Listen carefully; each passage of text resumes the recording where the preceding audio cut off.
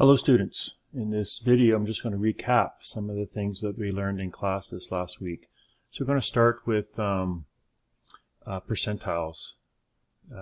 In class we did, we calculated the mean, the median, then we spent some time on the percentiles. So we're going to start with percentiles. We're going to show you how to do it on paper. So this is the data set that handed out in class during the week. We have series of 50 numbers in this data set. So finding percentiles on paper, even though we could find it on Excel, a little easier. We're going to learn or look at the paper way. So the percentile that we want is a 25th percentile.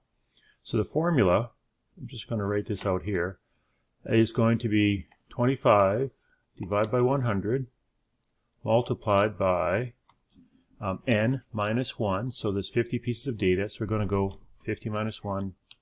We're going to add 1 at the very end. So let's, you do that calculation, we're going to get a value similar or exactly to this.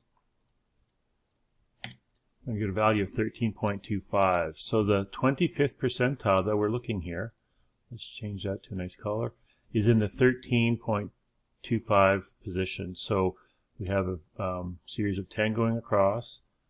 When we're working on percentiles on paper, the data has to be in order from smallest to largest. So 10 going across, 11, 12, 13, and 14. So it's going to be right between those values. So to find this exact value, we take that 13.5, that's our location, and we have to go to the nearest whole number down and the nearest whole number above. 13th value is 11. The 14th value represents 12. We then have to calculate the difference. The difference is 12 minus 1 is 1. Let's go back here. Let's indicate the decimal, because this decimal here we need. The decimal is from the location value, 13.25, so we want to isolate that decimal. And then we're going to bring it back over here, and we're going to multiply the difference with that multiplier.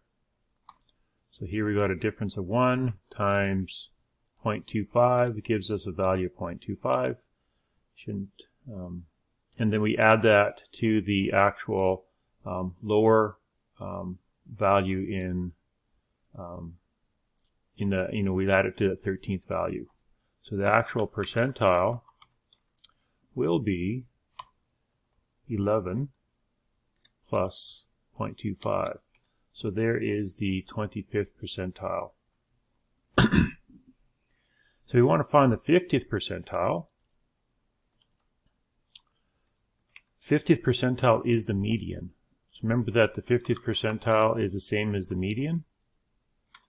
But we're going to, I'll show you how to find the percentile or the 50th percentile using this formula just for a good practice. So we have 50 divided by 100 times 50, because n is 50, plus 1. So to do this math, it's in the 25.5 position. So that's the location.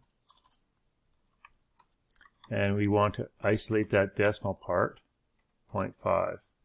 So to actually find that 50th percentile, 10 values going across, 20 going across, 21, 22, 23, 24, 25.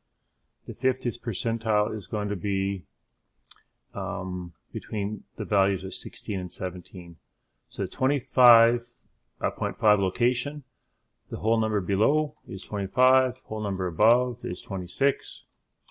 The 25th value corresponds to 16. The 26th value corresponds to 17. Then we can find the difference.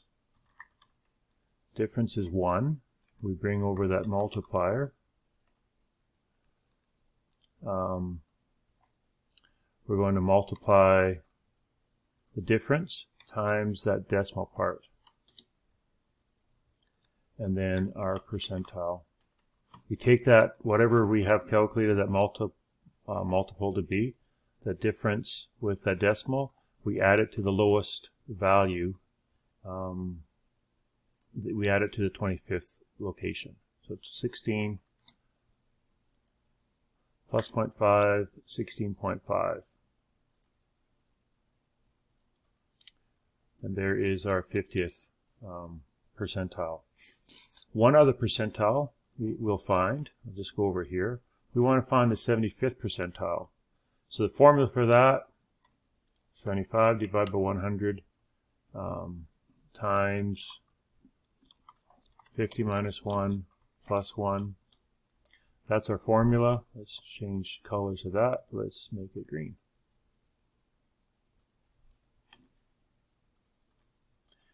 We carry this multiplication, or this equation, times 49 plus 1 at the end, 37.75. That's the location of the 75th percentile. The decimal is 0.75.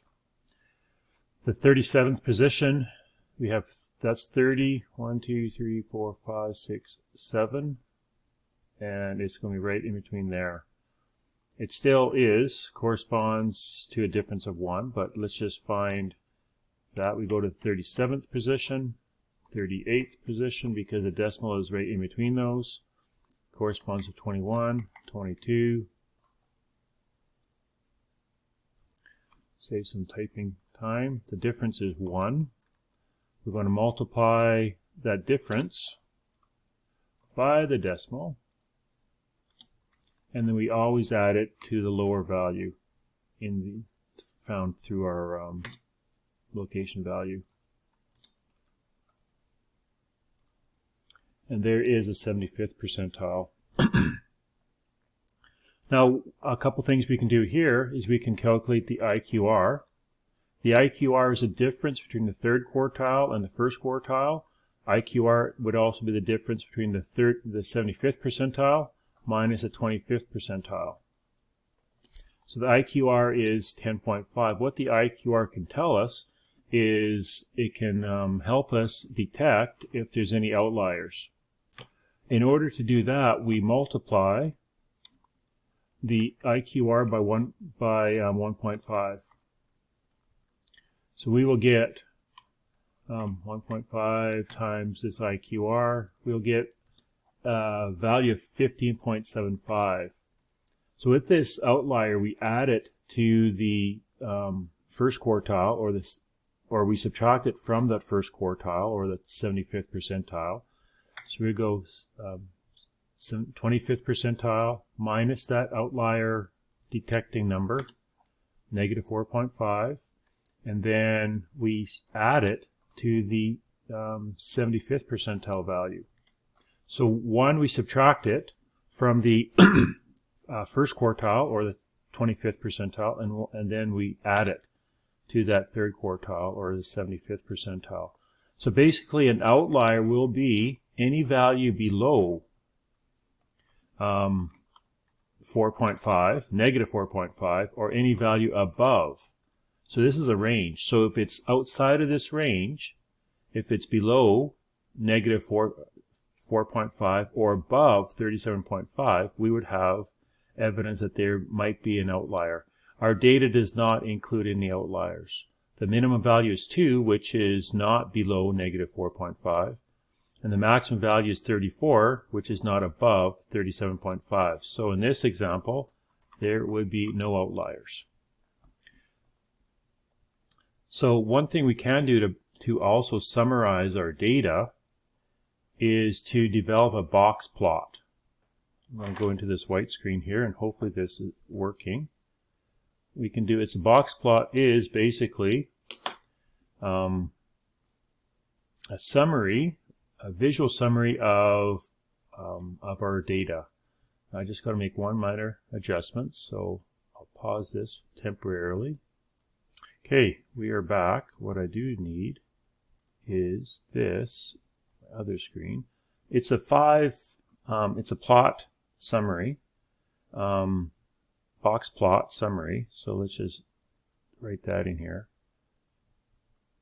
Basically, it gives us a good representation of how spread out that data is. We start off with, a rectangle.